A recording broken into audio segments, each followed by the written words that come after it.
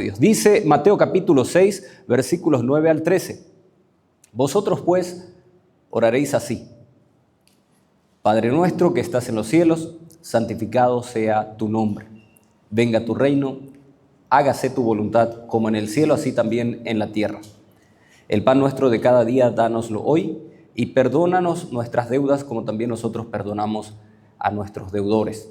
Y no nos metas en tentación, mas líbranos del mal, porque tuyo es el reino y el poder y la gloria por todos los siglos. Amén. Que el Señor bendiga su santa y eterna palabra. Vamos a orar. Señor y Padre nuestro, en esta mañana queremos pedirte que abras nuestras mentes y corazones, nuestros afectos, para captar no solo lo que dicen las palabras de este pasaje, sino para absorberlas en nuestro ser mismo hasta que se conviertan en parte de nuestra experiencia de vida. Recordamos, Señor, que los apóstoles dijeron a nuestro Señor: enséñanos a orar como Juan enseñó a sus discípulos. Por eso te rogamos que desde tu palabra nos enseñes a orar. En nombre de Cristo Jesús te lo pedimos. Amén. Hermanos queridos, el Padre Nuestro es una de las oraciones más extendidas alrededor de la tierra. Miles y millones de personas la repiten todos los días sin saber realmente cómo, por qué ni en qué contexto nuestro Señor Jesucristo la enseñó. Jesús hizo esta oración en arameo. Recordemos, ese era su idioma o la lengua materna de nuestro Salvador, y él lo hablaba cotidianamente en Galilea. No hay que olvidar que nuestro Señor Jesucristo era judío. Él nació en el seno de una familia judía y durante toda su existencia practicó la fe judía. Él hablaba arameo, hebreo también, probablemente también hablaba griego y se cree también que egipcio, porque él vivió sus primeros años de vida en Egipto, entonces probablemente también adquirió ese idioma. Lo cierto es que esta oración fue entregada por Dios, o Jesús la enseñó en arameo. Después se tradujo en griego y llegó a nosotros, ¿verdad?, ahora en castellano a través de las diferentes traducciones. Ahora es importante recordar que a Jesucristo lo seguían muchas personas, pero especialmente personas sencillas, personas humildes, entre pescadores, campesinos, mercaderes, comerciantes, es decir, personas comunes y corrientes de la Galilea del siglo I. Si hoy estuviera Jesús, entre los seguidores estaríamos nosotros, personas comunes y corrientes. Entonces él entrega esta oración de una forma sencilla, comprensible. Esta no es una plegaria compleja, revestida con profundos términos teológicos, dignos o propios solamente de gente con una alta formación académica. Esta oración la puede aprender hasta un niño pequeño. Y no solamente de memoria, puede comprenderla incluso, porque es una oración sencilla. Pero vamos a ver que dentro de esa sencillez también hay una profundidad inmensa. Hay una riqueza en esta oración que enseñó Jesús. Jesús era un hombre de mucha oración. No nos cabe la menor duda. En varios pasajes nosotros encontramos que Jesús se retiraba para orar, para estar a solas con su Padre, para tener comunión con Él, tenía sus devocionales privados. Incluso antes de que saliera el sol, siendo todavía de noche, él ya se levantaba para ir a orar. Y aquí aparentemente él oró, pero cerca estaban sus discípulos. Y a uno de ellos le llamó la atención y se le acerca al Señor. Este relato se encuentra en Lucas y le dice: Señor, enséñanos a orar como también Juan enseñó a sus discípulos. Y es allí que nuestro Señor Jesucristo les entrega este modelo de oración. Este es un modelo de oración, no es para memorizarla, es un bosquejo que contiene los elementos más importantes que debe tener la oración de cualquier creyente. ¿Y cómo hemos aprendido nosotros? ¿Cómo aprendemos nosotros, hermanos, la oración? ¿Cómo aprendieron ustedes a orar? Copiando, ¿verdad? Todos aprendimos a orar copiando. Le escuchamos orar a nuestros padres, algunos, ¿verdad? Quizás en la escuela dominical, otros aprendieron, o ya después de grandes cuando vinieron a la iglesia y le escucharon orar públicamente a algunos hermanos y copiaron. Entonces, si uno ha aprendido a orar al lado de personas con oraciones robustas, ¿verdad?, con altos conceptos y una oración profunda, va a aprender también a orar así. Ahora, eso no significa que esté orando realmente o esté intercediendo, eso ya es otro asunto, pero va a aprender. Ahora, si uno aprende a orar al lado de una persona que apenas también está comenzando a orar, obviamente sus oraciones van a ser bastante lánguidas y flojas, porque aprendemos a orar, ¿cómo? Copiando. Y nuestro Señor aquí va a dar un modelo de oración extraordinario. ¿Cómo habrá sido, hermanos queridos, escucharle orar a Jesús? ¿Se han puesto a pensar? Decía Leonard Ravenhill, un predicador metodista del siglo pasado, que si a él le diesen a elegir un momento para estar con Jesús, él no elegiría el momento de sus sermones o el sermón del monte, el sermón del llano, él elegiría el momento en que él estuvo orando. El que él estuvo orando. ¿Cómo habrán sido aquellas oraciones de nuestro Salvador? Hermanos queridos, con frecuencia nosotros necesitamos ser enseñados en la oración, porque no sabemos orar, esa es la verdad. No siempre sabemos orar. De hecho, Romanos 8, Pablo nos recuerda que lo que habremos de pedir y cómo lo tenemos que hacer no lo sabemos. Por eso el Espíritu Santo intercede por nosotros con gemidos indecibles, porque no sabemos cómo orar. El Señor siempre nos tiene que enseñar. No siempre sabemos orar. Ahora, muchas veces nuestras oraciones se limitan a pedir cosas, ¿verdad? A reclamar promesas de Dios, a hablar de mis necesidades, de lo que yo tengo, de lo que no tengo, de lo que necesito. Es decir, que el Señor supla mis necesidades materiales. Y a veces pensamos que Dios es como un genio de la lámpara que tiene que cumplirme todos mis deseos. Y pensamos que la oración es para eso. La oración sería el reemplazo de frotar la lámpara. Entonces, si yo oro con fe y decreto y declaro, entonces el Señor está obligado a cumplir. Pero hermanos amados, eso es porque no aprendimos a orar. Necesitamos aprender a orar y la mejor forma de hacerlo es aplicándola a nuestra vida diaria. Y esto es lo que el Señor nos quiere enseñar, que nosotros debemos aplicarla en nuestra cotidianeidad, vivir la oración. Como dice Efesios, orar en todo tiempo. Debemos estar orando sin cesar. Entonces, reitero, esta no es una oración para memorizarla, este es un modelo, es un bosquejo de lo que tiene que contener nuestra oración al momento de tener comunión con Dios o elevarle nuestras plegarias.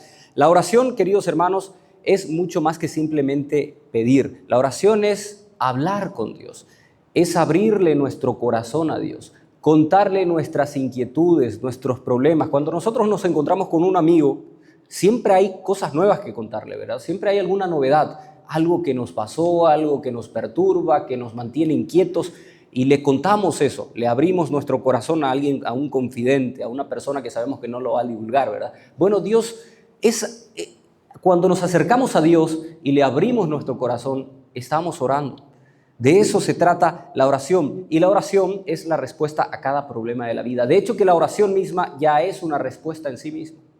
¿Cuántas veces teníamos en la cabeza algún problema que no podíamos resolver y no le encontrábamos la forma, o estábamos angustiados y fuimos a orar y al terminar de orar experimentamos paz, una paz que sobrepasa todo entendimiento? El problema persiste, no fue solucionado nada, sigue ahí, pero experimentamos paz, porque la oración ya es una respuesta. De hecho, que la oración misma ya es un fin en sí mismo. A veces nosotros pensamos en la oración como un medio. La oración, hermanos queridos, es un fin, porque la oración es el medio para tener, es el fin para tener comunión con Dios. Y eso es lo que anhelamos nosotros, porque mientras estamos en esta tierra, todavía no estamos físicamente al lado del Padre o con el Padre. Entonces tenemos la oración como recurso. Pero esta oración siempre tiene que ir unida al estudio de la palabra, al estudio de las Escrituras. Por eso no siempre sabemos orar, porque oramos lo que se nos antoja y no oramos conforme a la voluntad de Dios. ¿Dónde está la voluntad de Dios? En su palabra. Entonces, si yo quiero orar correctamente conforme a la voluntad de Dios, tengo que utilizar también su palabra, orar conforme a las Escrituras. Y para eso necesito estudiar su palabra, para saber lo que Él quiere. Hermanos queridos, la oración abre nuestro entendimiento, la oración eleva nuestra alma a Dios, y cuando nos elevamos hacia Dios, nuestros problemas se ven pequeños. Entonces, si nosotros queremos tener una perspectiva espiritual de cómo enfrentar los problemas y no ahogarnos en un vaso de agua, necesitamos ¿qué cosa? Necesitamos de la oración. Dentro de este Padre Nuestro que nosotros acabamos de leer, aparecen en primer lugar 3 peticiones bien claras. Nos habla acerca del nombre, del reino y la voluntad del Padre. Esa es la primera parte de esta oración. En la segunda parte encontramos las necesidades humanas. De pan, nos habla del perdón de los pecados y finalmente de la victoria sobre el malo o sobre el maligno. Vamos a ver lo primero. Nos habla del nombre de Dios, del Padre nuestro. Queda inmediatamente claro que no todos tienen el privilegio o pueden tener el privilegio de llamarle así a Dios. Este es un privilegio del que gozan solamente aquellos que han sido adoptados en Cristo como hijos de Dios. Aquí estamos hablando de una cuestión de relación. Ciertamente Dios es Padre de todos los seres humanos en un sentido de, muchas gracias, en el sentido de creación, porque Dios ha creado a todos los seres humanos, Él los sustenta, Él les provee, Él es el creador. Pero en un sentido estrictamente bíblico, la palabra Padre de parte de Dios solamente es aplicable a los hijos de Dios. ¿Y cómo llegamos a ser hijos de Dios? Bueno, solamente por gracia, por medio de la fe. Como nos dice allí en Juan capítulo 1, versículo 12, mas a todos los que le recibieron, a los que creen en su nombre, les dio potestad de ser hechos hijos de Dios. Es decir, no todos los seres humanos creados son hijos. El ser hijos es una relación que depende de una elección y no depende de la creación. Todos los seres humanos han sido creados por Dios, mas no todos son hijos de Dios. Ahora, ¿qué significa esto de ser padre? Cuando nosotros pensamos en la palabra padre, normalmente lo relacionamos con confianza, ¿verdad? Con seguridad, incluso con disciplina, como dice Hebreos capítulo 12, versículo 6, porque el Señor al que ama disciplina y azota a todo aquel que recibe por hijo. Entonces, un padre también tiene que disciplinar y muchas veces esa es la parte que no nos gusta tanto. Ahora, hay personas para quienes la palabra padre está relacionada con heridas en el corazón, porque quizás tuvieron padres violentos, abusadores, padres maltratadores o alcohólicos. Entonces, para ellos la palabra padre, ¿verdad?, está relacionado con sufrimiento, con aflicción. La relación que uno tuvo con sus progenitores muchas veces puede condicionar también el concepto que alguien tenga de este Dios como padre. Por eso alguien que tuvo un padre violento, un padre iracundo, puede pensar que Dios es así.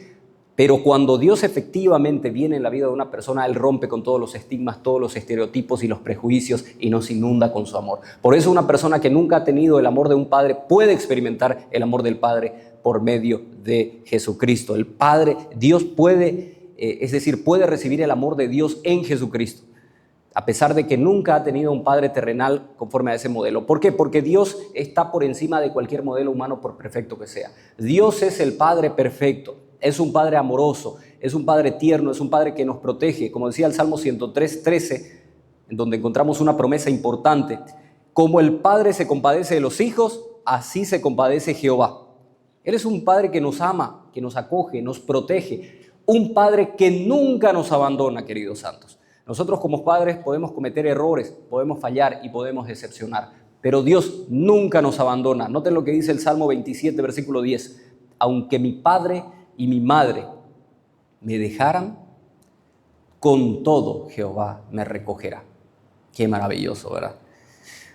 Luego encontramos la otra frase en esta oración que dice que estás en los cielos.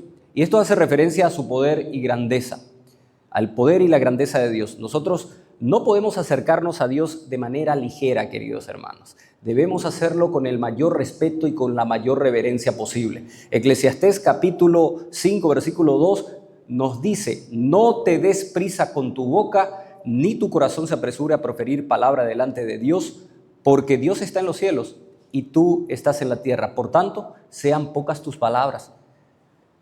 En otros términos sería: no te divagues en la presencia de Dios. No te vayas a ir todo cuando estés orando. Esa camaradería barata de que Dios es mi cuate, es mi capé, es completamente antibíblica, hermanos. Eso de que, bueno, Dios es mi capé y bueno, oh Señor, sabeslo, hay algunos jóvenes, ¿verdad? Y con la mano en el bolsillo y Señor, papito Dios, yo te pido esto y lo otro. Hermanos queridos, eso es antibíblico. Él está en los cielos, vos estás en la tierra. Él no es tu igual. Parece que quienes practican este mal hábito antibíblico, que ya lo dije, Nunca leyeron Isaías capítulo 6 de ese Dios grandioso, majestuoso, cuyos bordes de sus vestiduras llenaban el templo. Cuando vio eso, Isaías dijo: ¡ay de mí que soy muerto! Porque siendo un hombre inmundo de labios y viviendo en medio de un pueblo de labios inmundos, mis ojos han visto al Rey. Y sin embargo, nosotros a veces tenemos la osadía de dirigirnos de manera tan irrespetuosa a Dios, hermanos. Dios merece todo nuestro respeto y la mayor reverencia al momento de acercarnos a Él. Nos recuerda también que Él está en los cielos. Esto de los cielos también nos indica que nuestra ciudadanía no está aquí, hermanos queridos. Somos peregrinos en esta tierra. Nuestra ciudadanía está con Dios, por lo tanto es celestial también. Y como nos menciona la Biblia, ¿verdad? Somos peregrinos y advenedizos en este mundo y vamos a pasar, pero nuestro destino como creyentes, si hemos depositado nuestra fe en Jesucristo, es estar con el Padre definitivamente. Pero esto que estás en los cielos también implica algo más. Cuando nosotros miramos hacia arriba, ¿qué es lo que vemos? No me digan el techo del templo porque estamos... Si salimos afuera y miramos hacia arriba, ¿qué es lo que vemos? El cielo. Es decir, sea que estemos en Paraguay o estemos en China, si elevamos nuestros ojos hacia arriba vamos a ver el cielo, el mismo cielo. ¿Esto qué implica? ¿Cuál es aquí la relación con esta frase? Que Dios está en todas partes. No hay, como decía en el Salmo 139 David, ¿verdad? No hay ningún lugar donde yo pueda irme donde Dios no estuviera. Teológicamente, esta cualidad de Dios es lo que se conoce como omnipresencia. Dios está en todas partes. Bueno, Dios está en los cielos. Después viene la siguiente frase. Dice: santificado sea tu nombre. Esto significa honrarlo, glorificarlo, exaltarlo. A nadie le gusta que su nombre quede en el olvido, ¿verdad? O que alguien se olvide de su nombre, o que se pronuncie mal su nombre, o que se lea mal su nombre, ¿verdad? En la escuela era algo tan desagradable cuando uno tenía un apellido complicado y se pronunciaba mal, ¿verdad? No daba gusto eso. Y cuán deleitoso es para nuestros oídos cuando alguien nos llama por nuestro nombre, ¿verdad? No hay mejor melodía, hermanos, cuando alguien te llama por tu nombre. ¿Por qué? Porque el nombre forma parte de nuestra identidad, de nuestro valor como personas. De la misma manera también el nombre de Dios guarda relación con la identidad de Dios, con su carácter, con sus acciones, con su naturaleza, con lo que Dios es. Por eso es tan importante. Y el nombre de Dios, queridos santos, no va a ser santificado a través del mundo hasta que el mundo reconozca su señorío real sobre la tierra. Mientras las personas sigan desobedientes y de espaldas a Dios, su nombre no es santificado. Por eso se nos llama también a nosotros orar: santificado sea tu nombre, que los hombres reconozcan tu señorío, se sometan a él y santifiquen tu nombre. Amén. Bueno, vamos a seguir mirando qué más nos dice. Esto de santificar el nombre de Dios, por cierto, nos lleva a la siguiente idea, a la siguiente oración, que nos dice: venga tu reino. Venga tu reino. Orar porque venga el reino de Dios es orar porque su plan y su programa divinos sean una realidad en esta tierra. En otras palabras, porque Jesucristo venga, reine como Rey de Reyes y Señor de Señores y establezca aquí su reino. Su programa y su plan, queridos hermanos, debe ser prioridad en nuestras oraciones. Debemos orar por esto. Que el reino de Dios se establezca en la tierra debe formar parte de nuestras oraciones. Cuán egocéntricas son a veces nuestras oraciones, ¿verdad? Siempre pidiendo: y Señor, yo necesito esto y no tengo lo otro y dame esto. Y hermanos queridos, a veces somos como niños para quienes el único mundo que existe es el de sus propios sentimientos y emociones. Y nos olvidamos que hay un reino que Dios quiere establecer. Debemos orar porque el reino de Dios venga aquí en la tierra. Ese debe ser también un motivo de nuestra oración. Que el reino de Dios venga a esta tierra no significa que el reino de Dios va a formar parte de este mundo. El sistema de este mundo es completamente diferente, es un sistema corrompido, es un sistema que está podrido, y este sistema mundial, este mundo como lo llamamos, no puede encajar dentro del reino de Dios. Hermanos queridos, hay muchas acciones y muchas iniciativas nobles y hasta buenas de la humanidad para mejorar algo la sociedad. pero el mejorar la sociedad no va a hacer que el reino de Dios venga, porque este mundo tiene que ser reemplazado. Este sistema tiene que ser reemplazado por el reino de Dios. Este sistema actualmente no tiene nada que ver con el reino de Dios. Hay algunos teóricos de repente que proponen el tema hablan del dominionismo, que proponen que los creyentes acaparen todos los cargos públicos, ejerzan el gobierno y en cierta forma se va a establecer una suerte del reino de Dios aquí en la tierra. Queridos hermanos, nosotros podemos apoyar esas causas y está bien, hay muchas causas nobles, justas que hay que apoyar, que los cristianos tienen que apoyar. Por ejemplo, ayudar a los más necesitados, las acciones sociales, oponernos a este sistema diabólico, a este programa LGTBI y todo lo demás, está bien, pero al hacer eso no estamos edificando el reino de Dios, porque de todos modos esto va a desaparecer, este sistema va a desaparecer. Entonces, reiteramos, ningún reino humano puede encajar dentro del reino de Dios. Por eso nosotros oramos, ¿por qué cosa? Por el reino de Cristo. Nosotros estamos orando por ese reino eterno, el reino de Dios. Ahora, sabemos que Dios ha gobernado siempre. Quien diga que Dios no está gobernando ahora el universo, está cometiendo una herejía. Dios siempre ha gobernado el universo y lo seguirá haciendo, pero hay una diferencia. Dios ahora mismo no está gobernando la tierra como gobierna en el cielo. Esa es la verdad. No lo está haciendo y vamos a ver ¿por qué? Ocurre que si Dios llegara a reinar en la tierra como reina en el cielo, ¿qué pasaría? Habría obediencia absoluta. Nadie sería desobediente. No habría ni una sola persona desobediente. Pero ¿eso está pasando? ¿Vivimos ese tiempo? No. Entonces, evidentemente, Dios todavía no está reinando en esta tierra como reina ya en el cielo. Por eso oramos, venga tu reino, hágase tu voluntad, aquí en la tierra como allá en el cielo. En el cielo todos obedecen, allí no hay ni un solo desobediente, pero en esta tierra sí hay muchos desobedientes. Entonces, ¿nuestra oración cuál debe ser? Nuestra oración debe ser que Cristo regrese, establezca su reino terrenal, elimine el pecado y que todos obedezcan la voluntad de Dios. Esa debe ser nuestra oración. Entonces, nuestro Señor Jesucristo va a regir con vara de hierro, nos dice la Biblia, y va a establecer ese reino terrenal por 1000 años, es lo que se conoce el milenio, al fin del cual su reino terrenal se va a fundir o se va a unificar con el reino eterno y ya no va a haber diferencia entre el reino celestial y reino terrenal, sino que va a haber un solo reino que va a ser reinado por el único Rey de reyes y Señor de señores. Por eso es lo que tenemos que orar, hermanos, porque venga el reino de Dios en la tierra. Ahora bien, de una manera muy limitada, aunque muy real y milagrosa, ciertamente Dios está estableciendo su reino por cada pecador que se arrepiente. Si nosotros vamos a Hechos capítulo 1, versículos 6 al 8, hay una pregunta interesante que hacen los discípulos de Jesús.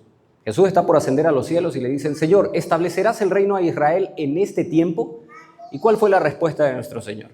No les corresponde a ustedes saber el tiempo, las sazones que el Padre ha puesto en su sola voluntad. En otras palabras, eso no les incumbe a ustedes. Pero recibiréis poder cuando venga sobre vosotros el Espíritu Santo y entonces me seréis testigos en Jerusalén, Judea, Samaria y hasta lo último de la tierra. Lo que les estaba diciendo es que ustedes van a establecer el reino de los cielos cuando prediquen el Evangelio y haya pecadores arrepentidos. Cuando hay un pecador arrepentido, para esa persona el reino de Dios ha llegado a su vida. ¿Por qué? Porque Dios ahora es su rey, ¿entienden? Cristo ahora está reinando sobre su vida. Entonces a eso es lo que se refiere. Cuando nosotros predicamos el glorioso Evangelio, estamos predicando del reino de Dios. Y aquellos que aceptan y se arrepienten están reconociendo el señorío de Jesucristo. Y allí, reitero, de una forma limitada, no es de una forma completa, de una forma total, el reino de Dios recién va a establecerse cuando venga Cristo. Ahora mismo de una forma muy limitada, por eso nosotros también seguimos pecando, ¿verdad? Y eso nos lleva a la siguiente expresión.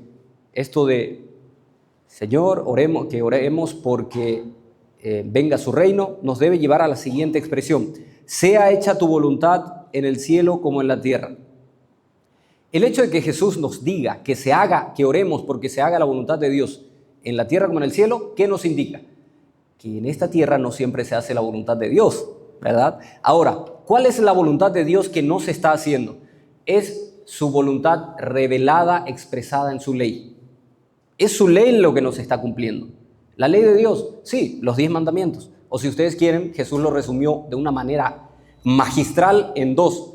Amarás al Señor tu Dios con todo tu corazón, con toda tu alma, con toda tu mente y a tu prójimo como a ti mismo. Ahí está resumida, ahí se resumen toda la ley y los profetas.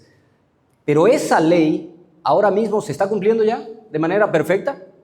No, ¿verdad? Entonces no se está cumpliendo la voluntad de Dios. Y debemos orar porque su voluntad se cumpla aquí en la tierra como sí se cumple allá en los cielos. Ahora bien, hay otra voluntad del Padre que es su voluntad decreto o su voluntad como Rey soberano. Hermanos queridos, eso se cumple, te guste o no. Y podés llorarle a quien quieras, pero eso se cumple. La voluntad decreto de Dios, lo que Él ha determinado para la humanidad, se cumple, se cumple. El mejor ejemplo fue nuestro Señor Jesucristo. Lo cumplió, llevó el plan soberano de Dios hasta las últimas consecuencias. Se cumplió, nada lo pudo detener. Es más, Él dijo, nadie va a prevalecer contra su iglesia, ni las puertas del infierno iban a prevalecer contra su iglesia. ¿Eso se cumple o no?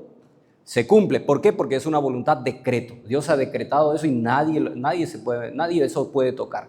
Pero de alguna manera, Dios nos ha dado cierta libertad, ¿verdad? Y en esa libertad es que los seres humanos le han vuelto las espaldas y no se está cumpliendo su voluntad perfecta aquí en la tierra. Su voluntad expresada en la ley, esa es la que no se cumple. Su voluntad decreto, voluntad soberana, siempre se cumple. ¿Quedó claro esa parte? ¿Sí? ¿Cuál es la voluntad de Dios que no se cumple? No pensemos que no se cumple en absoluto la voluntad de Dios. Por favor, lo que no se cumple es su voluntad como ley, esa voluntad revelada, su palabra, lo que Él nos dejó de instrucción. Vemos entonces, queridos hermanos, que la oración tiene que tener siempre estos enfoques. Así que hoy cuando ustedes vayan en oración y van a pedir bendición por su casa, por sus hijos, por su perro, por su gato, por todo eso, por su hámster, piensen primero en que sus oraciones tienen que tener estos elementos. Debe exaltar el nombre de Dios, debemos orar por que su nombre sea santificado, debemos orar porque venga su reino y porque su voluntad se cumpla aquí en la tierra. ¿Sí? Debemos orar por esas cosas. Entonces, antes que todo, oren primero por eso. Decía Amy Carmichael, vean su historia, por cierto, hay un dibujo, si no quieren leerla, hay unos dibujitos, unas caricaturas que recreó el ministerio de los mártires de la fe, de Richard Wurmbrand, en la organización que fundó Richard Wurmbrand, creo que era, sí, Mártires de la Fe. Y hay unos dibujitos y entre ellos está la vida de Amy Carmichael. Amy se escribe A-M-Y, Carmichael, y es una historia muy interesante. Son dibujitos, dura 25 minutos y van a quedar, realmente les va a impactar la historia de esta mujer, de esta misionera. Ella dijo, ¿he de orar para cambiar tu voluntad hasta que conforme a la mía? No, Señor, no puede ser. Más bien te ruego que fusiones mi voluntad humana con la tuya. Esa debe ser la oración del creyente. Que fusiones mi voluntad humana con la tuya. Porque finalmente, queridos santos, ¿cuál es el propósito de toda oración? ¿Cuál es el propósito por el que oramos? ¿Que el Señor supla nuestras necesidades humanas? ¿Cuál es el propósito de la oración? Vean lo que dice Juan capítulo 14, versículo 13. Juan 14, 13 dice, y todo lo que pidiereis al Padre en mi nombre, lo haré. ¿Para qué? Para que el Padre sea glorificado en el Hijo. En otras palabras, ¿para qué oramos? Para la gloria de Dios. Para que el Padre sea glorificado. Ese es el motivo de la oración. Es decir, la oración verdadera, al igual que la adoración verdadera, no busca la satisfacción de las necesidades humanas, sino la gloria de Dios. Martín Lutero escribe, la oración no es para cambiar los planes de Dios. Y anótenlo, hermanos. No es que yo voy a torcer la mano de Dios y como Dios no me está concediendo, voy a aplicar ayuno. Porque Dios me va a ver pobrecito, que no me privé de alimentos y entonces quizás se compadezca de mí y Él me conceda. No, nosotros no podemos extorsionar a Dios, hermanos. La oración no es para cambiar los planes de Dios, es para confiar y descansar en su soberana voluntad. ¿Sí? Yo conozco aquí verdaderos hermanos en la fe que llegó un momento en que algún familiar querido ya estaba enfermo al punto de que, bueno, ya estaba por partir y oraron de la siguiente, ya no oraron por sanidad, oraron, Señor, hágase tu voluntad, hágase tu voluntad. ¿Por qué? Porque comprendieron esto, que no oramos para cambiar la voluntad de Dios, oramos para comprender su voluntad y someternos a su soberanía. Y después, ahora sí vienen las necesidades humanas. Claro que hay que orar también por las necesidades humanas. O sea, la oración no solamente es para la gloria de Dios, todo es para la gloria de Dios, pero también debemos orar por nuestras necesidades, porque eso también se llama dependencia, reconocer nuestra total dependencia de Dios. Y dice la primera frase después de esta oración por el nombre, el reino y la voluntad del Padre: danos hoy el pan de cada día. Ahora, pan no solamente significa comida, pan consiste en la satisfacción de todas nuestras necesidades físicas y materiales.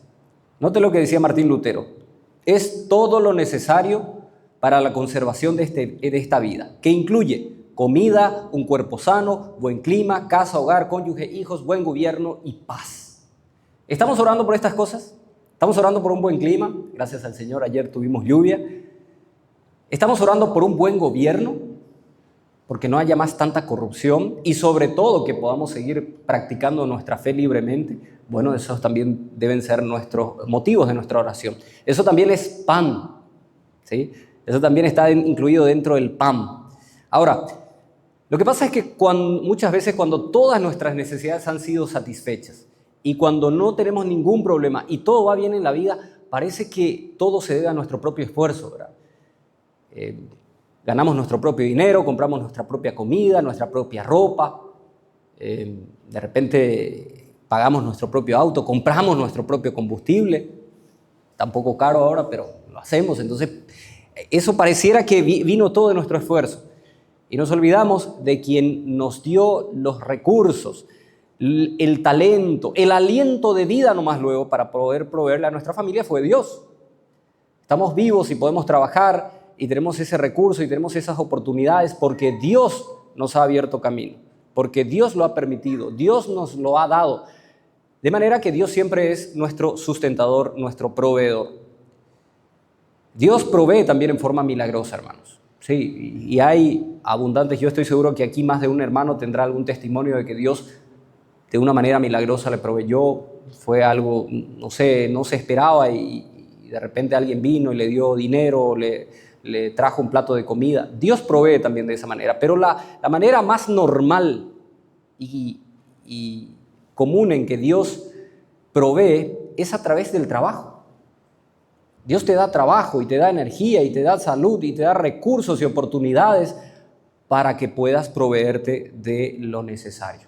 ¿Sí? Entonces, finalmente, sea en forma directa o indirecta, Dios siempre es nuestro sustentador, siempre es nuestro proveedor. Por eso debemos orar: Señor, el pan nuestro de cada día, dánoslo hoy. Él es quien envía la lluvia temprana, la tardía. Él también determina quiénes van a ser las autoridades de turno, ¿verdad? Porque Dios es quien pone y quita las autoridades. Por eso no debemos vociferar o no debemos difamar el nombre de nuestras autoridades. No nos corresponde, no es nuestra misión, no es nuestra función eso. Ellos van a rendir cuentas, pero esas autoridades fueron puestas por Dios. No nos olvidemos. Luego dice: perdona nuestras deudas como también nosotros perdonamos a nuestros deudores. Hay quienes interpretan esta palabra deuda como deuda literal, es decir, deuda de dinero. Recordemos que en el Antiguo Testamento había dos momentos especiales en los cuales todas las deudas eran remitidas. O sea, por lo menos cada 7 años todas las deudas se remitían. Eso era a los efectos de que los hermanos judíos no estuviesen eternamente endeudados. Hoy en día a los bancos no les importa mucho eso, ¿verdad? Te conceden créditos a 30, 40 años. Bueno, en aquel tiempo 7 años era suficiente. Nadie podía endeudarse más de 7 años. A los 7 años se remitían las deudas, se perdonaban las deudas. Y también existía otra figura conocida como el jubileo. en virtud del cual cada 50 años la tierra volvía a su dueño anterior. Si yo vendí, por ejemplo, mi terreno y transcurrió 50 años, ese terreno volvía a mí. Qué interesante, ¿verdad? ¿Cuál era el propósito? Bueno, que no falte, era para una distribución equitativa de los bienes, para que nadie fuese endeudado ni se convirtiese en prisionero o en esclavo de su hermano. Esa era la idea. Lo cierto es que bíblicamente ni en escritos de autores está registrado que alguna vez haya cumplido eso. Nunca nadie cumplió eso, hermanos. Nunca nadie a los 7 años yo te perdono tu deuda. O a los 50 años te devuelvo tu terreno. Nunca pasó tal cosa en el pueblo de Israel. Pero estaba formado parte también de la ley de Dios, pero nunca se cumplió. Entonces, dicen algunos, deuda se refiere a deudas monetarias. Y si yo estoy dispuesto a perdonar una deuda en dinero, también voy a estar dispuesto a perdonar una ofensa, una difamación, una calumnia, un chisme. Si yo estoy dispuesto a perdonar dinero, entonces probablemente también voy a estar dispuesto a perdonar cualquier otro tipo de pecado. Pero en realidad no es eso lo que nos dice. Por lo menos yo no comparto esa interpretación, porque nosotros encontramos en Lucas que es más claro. Lucas dice, perdona nuestros pecados. Y deudas, sabemos nosotros que es también un eufemismo para pecado, porque ¿cuál es la deuda más grande que los hombres tienen con Dios? El pecado. Nosotros tenemos una deuda impagable con Dios, que como nosotros no podíamos pagar, Cristo pagó por nosotros. Entonces sí es una deuda. Y tenemos que pedir por el perdón de nuestros pecados. ¿Cuándo? Todos los días. Y aquí hay que distinguir entre lo que es la santidad posicional y la santidad progresiva. Porque algunos dicen, bueno, Cristo ya pagó mis pecados en la cruz, por lo tanto yo ya fui perdonado. ¿De qué más voy a pedir perdón? No, nosotros seguimos pecando. Ustedes ya no pecan. Seguimos pecando todos los días. Posicionalmente nosotros ya somos perfectos. Fuimos justificados, Dios nos ve a través de Jesucristo perfectos, estamos sentados en los lugares celestiales ahora mismo. Somos perfectos, pero aquí en la tierra, en la práctica, todavía seguimos pecando. Entonces, tenemos que seguir pidiendo perdón, ¿verdad? Todos los días hay que pedir perdón. Señor, perdona nuestras ofensas, perdona nuestros pecados. Hay que confesarlos, hay que reconocer con Dios que lo que hicimos está mal, no obedece a su ley, al contrario, es una rebelión contra Él, y pedir perdón. Entonces, el cristiano posicionalmente ya es santo, pero en la práctica todavía sigue pecando y necesita el perdón de Dios. Juan aborda este mismo asunto diciendo allí en 1 de Juan capítulo 1, versículos 8 al 9, 1 de Juan capítulo 1, 8 al 9, si decimos que no tenemos pecado, nos engañamos a nosotros mismos y la verdad no está en nosotros. Si confesamos nuestros pecados, Él es fiel y justo. ¿Para qué? Para perdonar nuestros pecados y limpiarnos de toda maldad. Y nosotros debemos perdonar, ¿cómo nos dice esta oración? Perdona nuestras ofensas como también nosotros perdonamos a quienes nos ofenden. ¿Será que nosotros le establecemos el marco de perdón a Dios? ¿Nosotros establecemos el parámetro? No, ¿verdad? No puede ser. Ojalá que Dios no perdone como yo perdono. Ojalá nunca Dios perdone como yo perdono. El perdón de Dios es abundante, es generoso, es infinito. Nuestro perdón es muy limitado. Lo que está diciendo aquí es, Señor, yo estoy de acuerdo que el perdón es bueno y por eso perdono a mis hermanos. Perdóname también, porque yo reconozco que el perdón es bueno. Cuando yo guardo rencor en mi corazón o tengo resentimiento contra alguien, yo estoy diciendo que ese resentimiento está bien y que perdonar no es bueno. Entonces, si yo oro por perdón, ¿qué estaría haciendo? Estaría cometiendo hipocresía, estaría siendo un hipócrita, porque para mí no perdonar está bien. Si yo no le perdono a mi hermana, por ejemplo, Ada, y le pido perdón a Dios para mí, yo estoy diciendo, no, el no perdonar está bien porque yo lo practico, pero yo quiero para mí perdón. Sería una hipocresía. Entonces yo debo perdonar, no para que Dios me perdone, sino porque ya he sido perdonado por Dios. Dios nos ofreció un perdón abundante, generoso, nos perdonó del pecado, no de los pecados, del pecado que nos llevaba al infierno, a la condenación eterna. Y nosotros no somos capaces de perdonarle a nuestro hermano un chisme, una murmuración, o que no nos haya saludado en el momento del culto. Hermanos amados, debemos orar también por perdón. Pedir el pan de cada día, es decir, que el Señor supla nuestras necesidades físicas, materiales, pero orar también porque nos perdone nuestros pecados y orar también que nos libre de la tentación. Aquí hay una paradoja, porque nosotros sabemos que las pruebas son necesarias para nuestro crecimiento espiritual, emocional y moral. Es decir, si no hay pruebas es difícil que uno crezca, se fortalezca, madure.